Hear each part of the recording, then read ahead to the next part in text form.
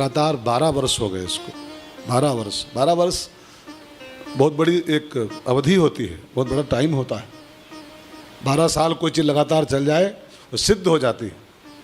12 साल की तपस्या, 12 साल की साधना, 12 साल का बड़ा महत्व है। एक युग होता है।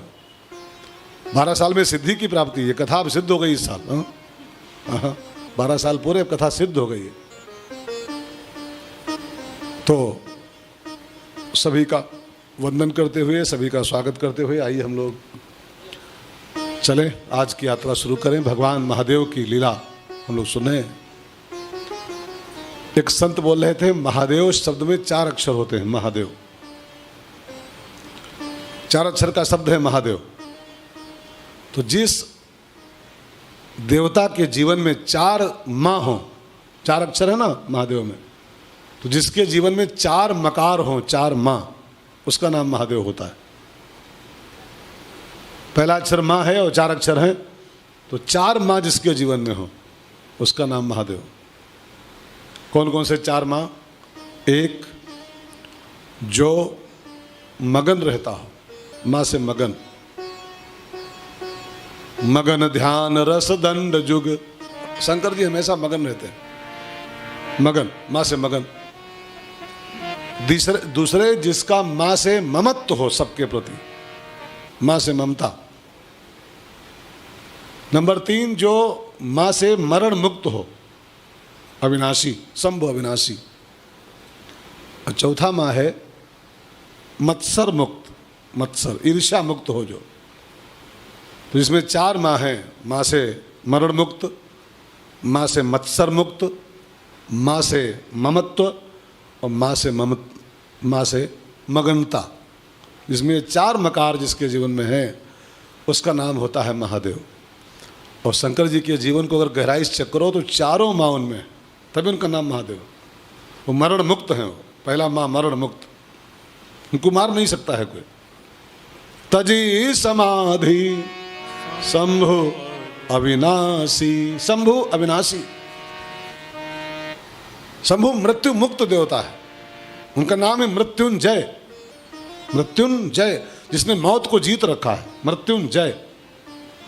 मृत्यु को जय माने जीतना। वो मौत को जीता हुआ देवता है। वो जिसको मौत मार नहीं सकती है वो महादेव है। कुछ लोग हैं जिनको मौत नहीं मार सकती।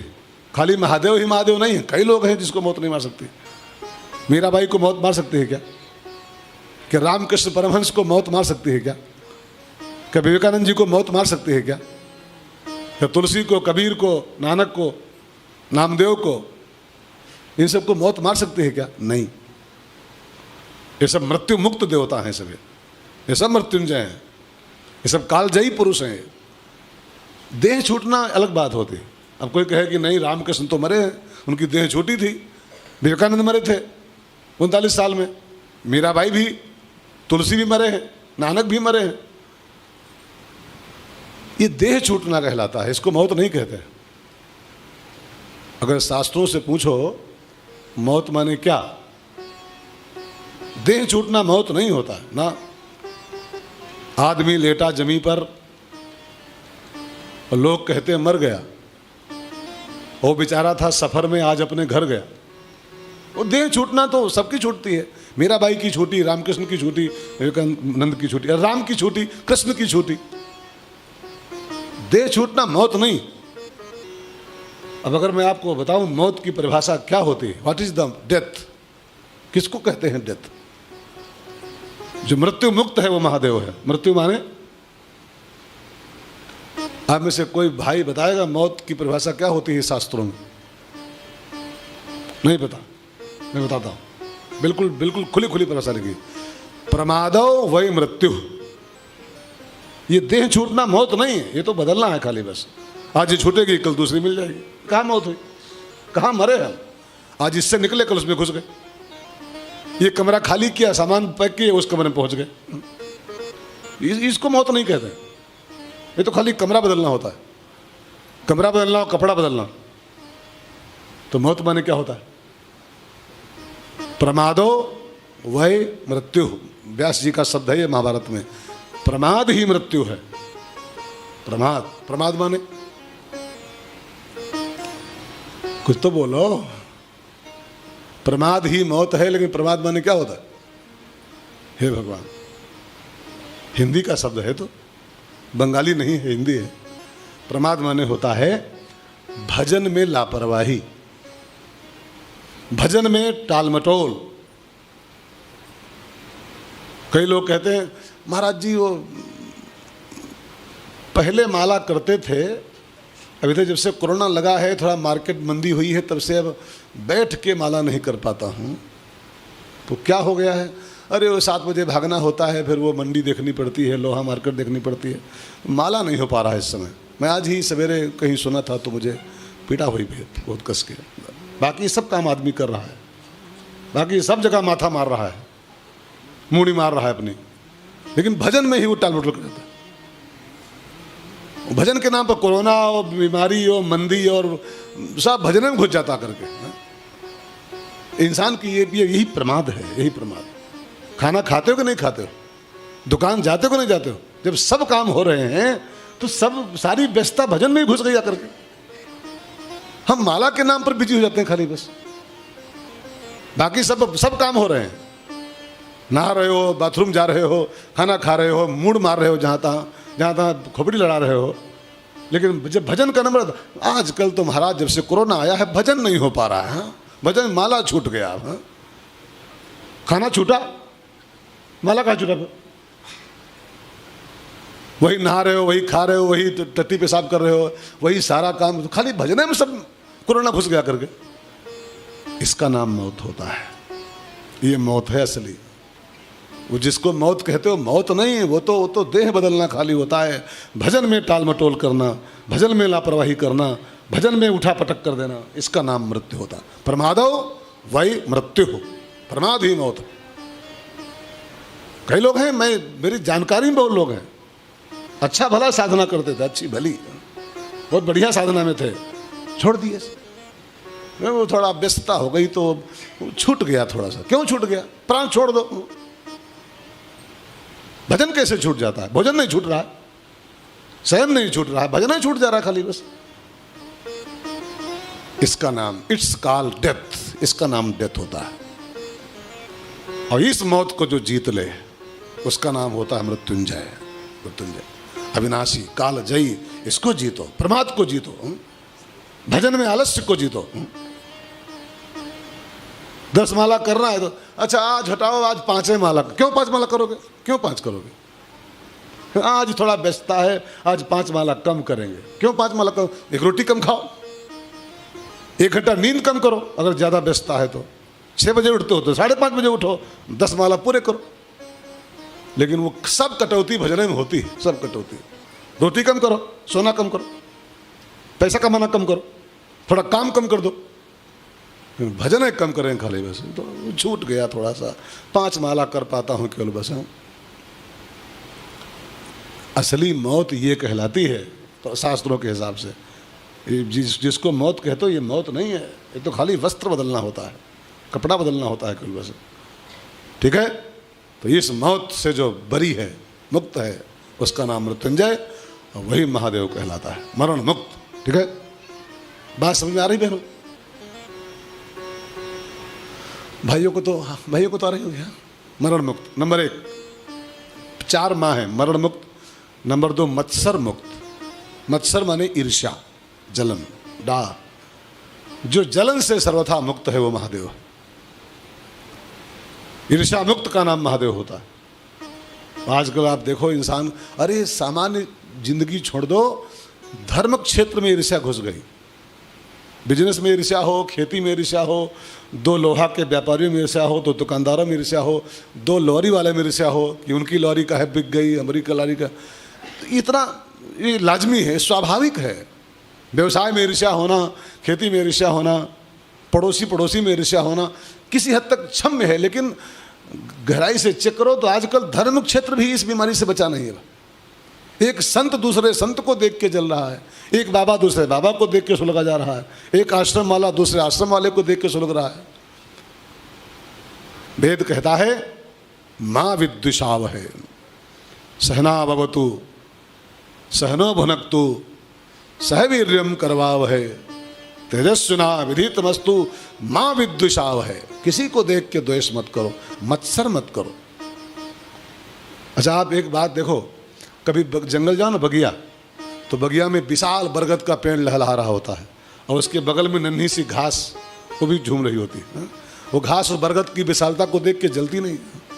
हमसे आपसे अच्छे तो ये पौधे हैं। विशाल बरगद लहला रहा है, उसके बगल में छोटी दूब भी लहला रही है, उसको देख के दूब जलती है। बगिया में कोयल कुहू कुहू करती है, कौवा काँव काँव करता है, सब अपने अपने काम में लगे हुए हैं। कभी कभी जला कौवा आज तक कोयल को देख करके सुलगा। कौवा कोयल को देख कर नहीं सुलग रहा है, पौधे पौधे तो नहीं सुलग रहे हैं, इंसान इंसान को देख के सुलगा जा रहा है। सुलगा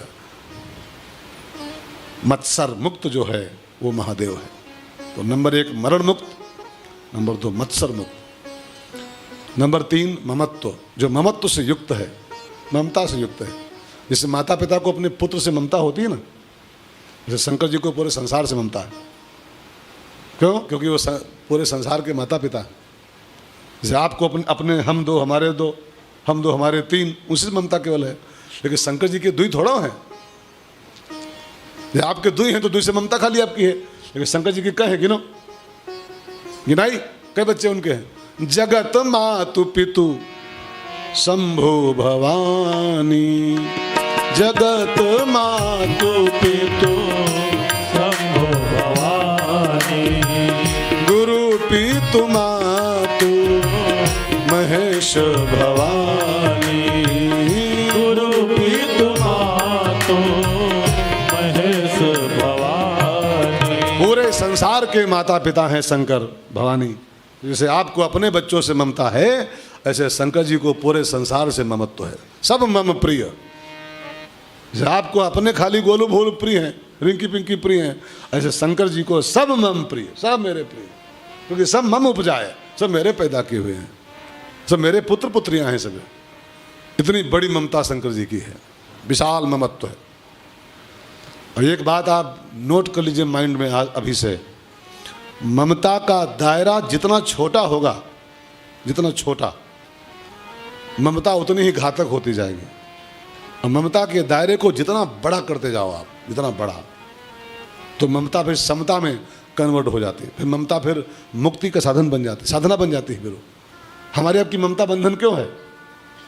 हमारी आपकी ममता सिकुड़ी हुई है। तो हम, हमारी बीबी, हमारे बच्चे, हमारे बहू, हमारे पोता, हमारी कुतिया, हमारी विलैया, बस वो हमारे हमारे हमारे, हमने उसको बाउंड्री में कर रखा है ममता को। अपने ममता की बाउंड्री को तोड़ दो। जैसे शंकर जी सबसे ममता कर दें, सबसे ममता इतनी विशाल कर दो कि सब मेरे ही हैं, सब मेरे हैं। तो आपकी ममता फिर ममता नहीं बचेगी, वो समता कहलाएगी। समत्वम योग उच्चते, वो समता हो जाएगी फिर। और जब यार पूरे संसार को अपना बना के जी सकते हो, तो फिर क्यों ये 4-6 लोगों को खाली अपना माने बैठे हो? हाँ, ये पूरा संसार ही अपना हो सकता है, ये पूरे संसार को के मालिक आप हो सकते हो, तो ये 4-6 के पीछे काहे पड़े हुए हो? ये 4-6 में काहे अटके पड़े हो? पूरा संसार ही मेरा। एक बात और ध्यान दो, सभी लोग ध्यान देना, जो खूंटे से बंध जाए उसका नाम क्या होता है? जो खूंटे से बंधा हो केवल, कि बस उसका दायरा इतना फिक्स हो, उसको क्या बोलते हैं? पशु। हम लोग कौन है? तो फिर पशु काहे बने? हाँ? अगर मनुष्य ने, भगवान ने मनुष्य बनाया है, तो खूंटे से बंध के चक्कर काहे मार रहे हैं कि वो हमारी रिंकी खाले, हमारी पिंकी खाले, हमारे गोलू खाले, हमारे बोलू? फिर खूंटे से काहे बंधे पड़े हो? जानवर हो क्या? बैल तो नहीं हो, घोड़ा तो नहीं हो, मनुष्य भगवान ने बनाया है। खूंटे से बंधता उसको बैल कहते हैं, खूंटे से बंधे वो घोड़ा है, वो जानवर है। जो पूरे संसार को अपना मान सकता है उसको मनुष्य कहते हैं। एक श्लोक मुझे बहुत बचपन से याद है, मैं जब पढ़ता था कक्षा 7 में, उसमें एक श्लोक में लिखा है, अयम निज परो वेत्ति। आप में से किसी को याद है श्लोक? अयम निज परो वेत्ति गणना लघु चेतसाम। किसको याद है? हाँ, अयम निज, ये मेरा है, ये परो वेत्ति दूसरे का है। अयम निज परोवेति, इसमें जो फंसे हुए हैं वो लघु चेतसाम, वो छोटी बुद्धि के लोग हैं, वो छोटे दिमाग के लोग हैं, वो अल्पज्ञ लोग हैं, वो अल्प मत के लोग हैं। उदार चरिता नाम तू, जो विशाल बुद्धि के लोग जो हैं उनके लिए फिर ये खाली अयम निज परोवेत नहीं होता है कि हमारा ही तुम्हारा, ये हमारा ही तुम्हारा है। उसके लिए फिर वसुधैव कुटुंबकम, पूरी वसुधा उसकी अपने परिवार होती है, पूरा संसार उसका अपना खानदान होता है। बढ़ा दो अपने दायरे को ममता के, विशाल कर दो इसको, लघु चेतसाम मत बनो, विशाल बुद्धि का जीवन जियो। पूरा संसार आपका है, फिर क्यों ये 4-6 लोगों को अपना माने बैठे हो? खाली 4 हमरे हैं, 4 नहीं हमारे 40 अरब हैं। हाँ 40 अरब हमारे ही। एक छोटी सी कहानी सुनाऊं, बहुत बढ़िया कथा है, दिमाग में चल रही है, सुनेंगे? Are you ready? एक बार कुएं ने समुद्र से पूछा,